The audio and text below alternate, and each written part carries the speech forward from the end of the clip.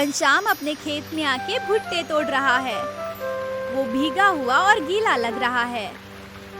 दूर छप्पर के नीचे सुखी खड़ा है और घनश्याम को एक मुस्कान के साथ देख रहा है। हे ऊपर वाले, ये क्या हो गया? अगर ये सारे मक्के भीग गए तो मैं बर्बाद हो जाऊंगा। मेरी पूरे साल की मेहनत पानी में मिल जाएगी। वो सुखी का मजाक उड़ाते हुए बोलता है। अरे घनश्याम, क्यों इतनी वर्जिश कर रहे हो? इस तूफानी बारिश में तुम्हारे मक्के वैसे भी कोई नहीं खरीदेगा। सब सड़े हुए मक्के बोलकर छोड़ देंगे। घनश्याम को कुछ देर के लिए बुरा लगता है, लेकिन वो फिर भी उसकी बात को नजरअंदाज करके अपनी बात को कंटिन्यू करता है। नहीं, मैं हार नहीं मान सकता। मुझे ये सारी फसल घर पहुंचानी होगी। तारिका और मेरे घर का खर्च इसी से चलता है। घनश्याम, मेरी बात मानो। ये भीगे हुए मक्के अब किसी के काम के नहीं हैं। किसी को यहीं पर छोड़ दो और घर जाकर सो जाओ, क्योंकि बारिश तो पूरे 2 दिन चलेगी।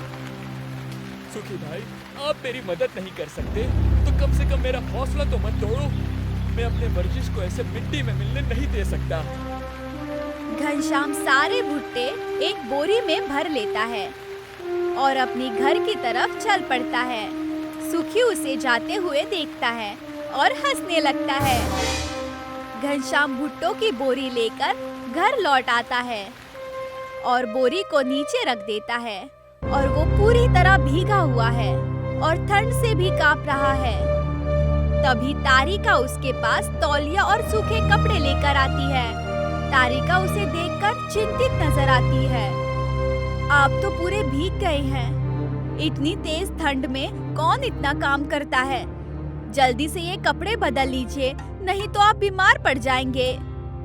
तारिका, कपड़ों की फिक्र मत करो। पहले इन मक्के को देखो। सारे मक्के गीले हो गए हैं। अब कोई इसे बाजार में नहीं खरीदेगा। हम क्या खाएंगे?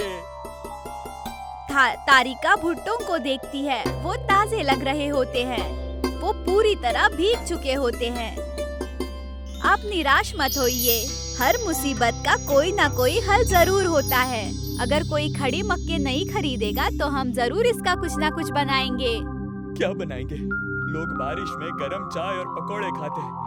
इस गीले मक्के का हम क्या करेंगे? ये तो खराब हो गए हैं। तारिका कुछ देर सोचती है और फिर हम इस मक्के का एक नया पकवान बनाएंगे, जैसा जो इस ठंड में सबको गर्मी देगा। गरम और मसालेदार भुट्टा सूप। भुट्टा सूप? हमारे कस्बे में तो किसी ने कभी ऐसा नाम नहीं सुना। क्या लोग इसे पसंद करेंगे? आप देखना, ये सबको पसंद आएगा। जल्दी से कपड़े बदल लीजिए, मैं तैयारी शुरू करती हूँ। घनश्याम कपड़े ले लेता है और अंदर चला जाता है। तारिका भुट्टे का सूप बनाने की तैयारी शुरू कर देती है। वो तेज चाकू से सारे भुट्टों का दाना निकालकर बड़े बर्तन में जमा कर लेती है। कपड़े बदलने के बाद घनश्याम भी उसकी मदद करता है। वो अदरक, लहसुन और हरी मिर्च को पीसकर एक गाढ़ा पेस्ट बना लेता है। उस पेस्ट की खुशबू पूरे किचन में फैल जाती है। खुशबू तो बहुत अच्छी है तारिका, पर मुझे खौफ है कि कस्बे के लोग जल्दी से नई चीजें नहीं अपनाएंगे। डरिए मत जी, बारिश के मौसम में तो सबको कुछ गरम और चटपटा चाहिए होता है। दोनों मिलकर भुट्टे के दाने को उबलते हुए पानी में डाल देते हैं। घनश्याम दानों को अच्छी तरह पकाने के लिए उनको चलाता रहता है। भुट्टे का स्टार्च पानी को गाढ़ा करने लगता है। कुछ ही देर में सूप तैयार हो जाता है। इसमें मसाले डालने से इसका स्वाद और बढ़ जाएगा। तारिका सूप में मिर्च का पेस्ट और थोड़ी काली मिर्च और नमक डाल देती है। कुछ ही देर में सूप अच्छी तरह बनकर तैयार होता है। घनश्याम और तारिका ताजा सूप चख कर देखते हैं। वाह, इसका जायका तो काफी बढ़िया है और ये लजीज होने के साथ साथ पौष्टिक भी होगा। चलिए अब इसे बड़े से डब्बे में भर लीजिए। हम इसे गांव के चौपाल पर लेके जाएंगे। घनश्याम सूप को एक बर्तन में डाल देता है और उसको गर्म रखने के लिए उसके ऊपर ढक्कन डाल देता है। शाम हो जाती है। गांव की चौपाटी पर छोटे लाल और सुखी एक छप्पर के नीचे बैठकर गरम चाय पी रहे होते हैं। बारिश अभी भी जोरों से हो रही है। ऐसी बारिश तो मैंने कस्बे में बहुत सालों बाद देखी है। हाँ छोटे लाल भाई, पूरे कस्बे में सन्नाटा है। तभी घनश्याम और तारिका अपनी हाथ गाड़ी पर सूप लेकर वहाँ पर पहुँचते हैं। दोनों बारिश से बचने के लिए छप्पर के नीचे आते हैं। सूप की खुशबू पूरे चौपार में फैली हुई है। अरे घनश्याम, ये क्या खुशबू है? ये तारिका के हाथ का जादू है। इसे कहते हैं भुट्टा सूप। भुट्टा सूप?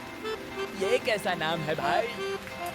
घनश्याम बर्तन का ढक्कन खोलता है और सूप को मिट्टी के कुल्हड़ में डालता है और छोटे लाल को दे देता है। आप पहले इसे चख कर देखिए। अगर अच्छा न लगे तो पैसे मत दीजिएगा।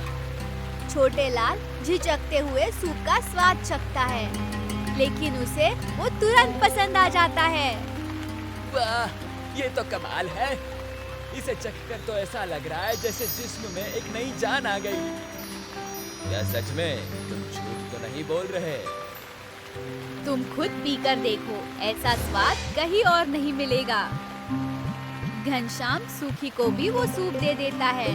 सुखी सूप का एक घूंट पीता है और उसे भी वो बहुत पसंद आता है। ये तो सच में बहुत बढ़िया है। घनश्याम, इसे तुमने कैसे बनाया? ये हमारे घर का राज है सुखी भाई। अगर और चाहिए तो सिर्फ 5 रुपयों में एक कुल्हड़ मिलेगा। सुखी को सूप का स्वाद बहुत पसंद आता है, लेकिन उसे उसके पैसे देने का विचार बिल्कुल पसंद नहीं आता। रात को सुखी अपने घर के चूल्हे के सामने खड़ा होता है। चूल्हे पर पानी उबल रहा होता है और उसके पास कुछ सड़े हुए भुट्टे रखे हुए हैं। घनश्याम इस कस्बे का सबसे गरीब किसान है, तब भी सब लोग उसी की तारीफ कर रहे हैं। मैं भी भुट्टा सूप बनाऊंगा और उससे ज्यादा आमदनी कमाऊंगा। सुखी भुट्टे के दाने उबलते हुए पानी में डालने लगता है और उसे चलाने लगता है, लेकिन इस बार पानी से धुआं उठने लगता है और वो सड़े हुए भुट्टों की महक हर जगह फैल जाती है। सुखी अपना सूप चख कर देखता है। ये क्या? ये तो बिल्कुल जहर जैसी है, बिल्कुल भी जायका नहीं है। शायद घनश्याम अपनी सूप में कोई जादुई मसाला डालता होगा। मैं कल ही पता लगाऊंगा। अगली सुबह घनश्याम और तारिका फिर से अपने किचन में सूप बना रहे होते हैं। बाहर अभी भी तेज बारिश हो रही होती है। सुखी एक कोने से छुपकर उन्हें देखता रहता है। वो तारिका को सूप में काली मिर्च डालते हुए देखता है। जैसे ही तारिका सूप चलाने लगती है, उसे किसी की आवाज आती है। अरे घनश्याम भाई, कहाँ हो? ये आवाज सुनते ही घनश्याम और तारिका दोनों किचन से बाहर जाने लगते हैं। तभी सुखी आगे बढ़ता है। उसे लगता है कि डिब्बे में रखा हुआ काला पाउडर जादू ही है। वो किसी तरह वो खिड़की से उस डब्बे को उठा लेता है और वो डिब्बा चोरी करने में सफल हो जाता है और उसके चेहरे पर एक मुस्कान आ जाती है। अब घनश्याम को मजा चखाऊंगा। जैसे ही वो डिब्बा खोलकर उसके अंदर देखने वाला होता है, तभी एक हाथ उसके कंधे पर आ जाता है। सुखी चौंक जाता है और तुरंत मुड़कर देखता है। वो कोई और नहीं, गज्जू भाई खड़े होते हैं। आइया, मेरे रहते हुए चोरी? कहा था ना, चोरी करना बुरी बात होती है। गज्जू भाई उसके हाथ से डिब्बा छीन लेते हैं और सुखी के चेहरे पर एक जोर का मुक्का मार देते हैं। सुखी घनश्याम और तारिका के सामने गिर जाता है और तीनों सुखी को देखकर हैरान हो जाते हैं और उन तीनों की नजर गज्जू भाई पर पड़ती है। हाथ में वो डिब्बा पकड़े खड़े होते हैं। गज्जू भाई, ये क्या बात है? ये सूखी अपनी आदत से बाज नहीं आएगा। ये तुम्हारी रसोई से ये डिब्बा चुरा रहा था। ये डब्बा? पर सुखी, तुमने ऐसा क्यों किया? मैं भी तुम्हारी तरह भुट्टे का सूप बनाकर पैसे और वाहवाही बटोरना चाहता था, लेकिन मुझसे बनी नहीं, इसलिए मैंने ये जादुई मसाला चुराने की कोशिश की। सुखी, कामयाबी का कोई भी सरल रास्ता नहीं होता और इस डिब्बे में कोई जादुई मसाला नहीं है, बल्कि पिसी हुई काली मिर्च है। सुखी हैरानी से सबकी तरफ देखता है। तब उसे समझ आता है कि असली जादू किसी सामग्री में नहीं, बल्कि नियत में होता है। मुझे माफ कर दो, आज के बाद मैं कभी लालच और घमंड नहीं करूँगा। कुछ दिन बीत जाते हैं। बारिश अभी भी जोरों से हो रही होती है। घनश्याम और तारिका अपने हाथ गाड़ी पर गरम और स्वादिष्ट सूप बेच रहे होते हैं। वही चौपाल पर बेच रहे होते हैं। अब गज्जू भाई भी उनकी मदद करते हैं। वो एक आधुनिक मशीन की मदद से सूप परोस रहे होते हैं। सुखी अपनी गलती से सीख ले चुका होता है। अब वो भी घनश्याम और तारिका के काम में उनकी मदद कर रहा होता है। आइया, दादाजी के मशीन से तो ये सूप देना और भी आसान हो गया है। सब मिलकर खुशी खुशी काम करते हैं। इसी के साथ ये कहानी समाप्त होती है।